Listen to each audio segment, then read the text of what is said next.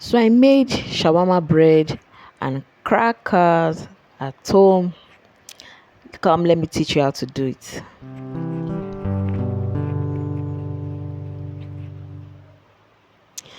You're welcome. So, in a bowl, you mix all your ingredients. The ingredients are on the description below. So, mix all your ingredients in a bowl. Pour in your warm water gradually. Yes, I say gradually because your flour, the type of flour you are using matters. I would suggest that you use wheat flour or all-purpose flour. Now, knead very well. I didn't have the strength to knead, so I had to use my mixer. Then you check for the donuts this way. If it's transparent, that means it is ready.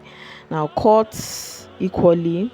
Use your scale. You can use your scale and roll it like this in a ball shape.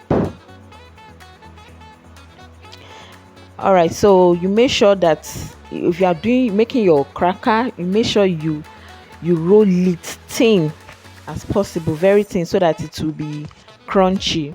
And for my shawarma bread, I had to use the oven to bake it so that it will have the same color and it will pop up. It will have that airbag inside.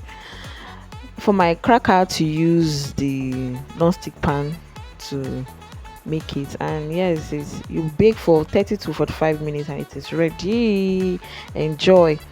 So to my old subscribers, thank you, and to my new subscribers, you're welcome. See you. Bye.